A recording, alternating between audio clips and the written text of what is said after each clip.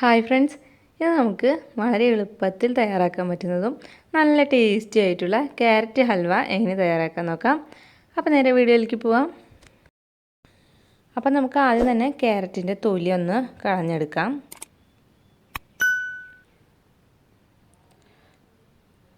അതിനുശേഷം നമുക്ക് ഈ ക്യാരറ്റിൻ്റെ രണ്ട് സൈഡും ഒന്ന് കട്ട് ചെയ്ത് കൊടുക്കാം.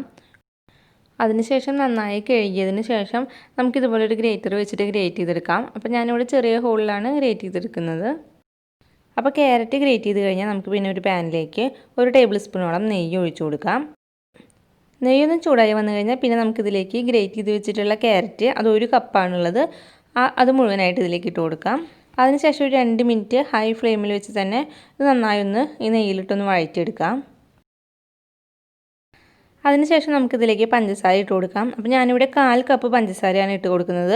അപ്പോൾ ഇതിൽ അത്യാവശ്യം മധുരം ഉണ്ടാവും. നിങ്ങൾക്ക് കുറച്ചുകൂടി നല്ല മധുരമാണ് ഇഷ്ടമെന്നുണ്ടെങ്കിൽ കുറച്ചും കൂടി പഞ്ചസാര ഇട്ട് കൊടുക്കാം. ഇനി ഞാനിതിലേക്ക് 1 കപ്പ് പാൽ ഒഴിച്ച് കൊടുക്കുന്നുണ്ട്. അതിനുശേഷം ഒന്ന് മിക്സ് ചെയ്ത് കൊടുക്കാം. പിന്നെ ഞാനൊരു നുള്ളു ഉപ്പും കൂടി ഇതിലേക്ക് ചേർത്ത് കൊടുക്കുന്നുണ്ട്.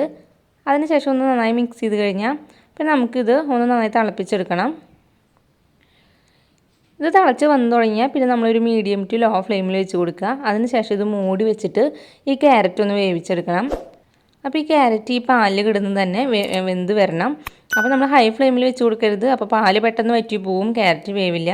ഒരു മീഡിയം ടു ലോ ഫ്ലെയിമിൽ വെച്ചിട്ട് മൂടി വെച്ചിട്ട് ഈ ക്യാരറ്റ് ഒന്ന് വേവിച്ചെടുക്കാം. അപ്പോൾ ഇടയ്ക്കിടയ്ക്ക് നമ്മൾ ഇത് തുറന്ന് നോക്കിയിട്ടൊന്ന് ക്യാരറ്റ് വെന്തിട്ടുണ്ടോ നോക്കണം. അപ്പോൾ ക്യാരറ്റ് വെന്തിട്ടില്ലെങ്കിൽ നമ്മൾ വീണ്ടും മൂടി വെച്ച് തന്നെ വേവിച്ച് കൊടുക്കുക.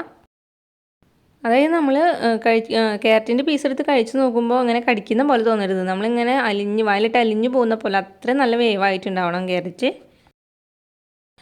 ഇപ്പോൾ ക്യാരറ്റ് ഏകദേശം വേവ് ആവാറായിട്ടുണ്ട്. അപ്പോൾ ഞാൻ ഈ നേരത്ത് ഇതിലേക്ക് ഒരല്പം ഓറഞ്ച് ഫുഡ് കളർ ചേർക്കുന്നുണ്ട്. ഇത് ഓപ്ഷനിലാണ്. നിങ്ങൾ വീട്ടിലുണ്ടാക്കുകയാണ് കുട്ടികൾക്കൊക്കെ കൊടുക്കുകയാണെന്നുണ്ടെങ്കിൽ ഫുഡ് കളർ ചേർക്കേണ്ട ഒരു ആവശ്യമില്ല. നല്ലൊരു കളർ കിട്ടാൻ വേണ്ടി മാത്രമാണ് ഫുഡ് കളർ ചേർക്കുന്നത്. ഇപ്പോൾ ക്യാരറ്റ് ഇവിടെ നല്ല സോഫ്റ്റ് ആയിട്ട് വെന്ത് വന്നിട്ടുണ്ട്. ഇനി മൂടി വയ്ക്കേണ്ട ആവശ്യമില്ല. നമുക്കിത് ഒരു മീഡിയം ടു ഹൈ ഫ്ലെയിമിൽ വെച്ചിട്ട് നന്നായി ഇളക്കി കൊടുത്തിട്ട് ഈ പാലൊക്കെ ഒന്ന് വറ്റിച്ചെടുക്കാം. ഇപ്പോൾ പാലൊക്കെ കുറച്ച് വറ്റി വന്നിട്ടുണ്ട്.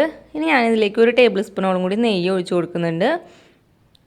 അതിനുശേഷം ഒന്നും കൂടി നന്നായി ഇളക്കി കൊടുക്കാം.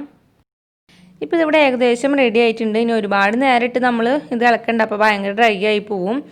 ഈ ഒരു പരുവത്തിലായാൽ മതിയാവും. നമുക്കിതിലേക്ക് ഒരു 1/2 ടീസ്പൂൺ ഏലക്ക പൊടിച്ചത് കൂടി ചേർത്ത് കൊടുക്കാം, നല്ലൊരു മണത്തിന് വേണ്ടിയിട്ടാണ്.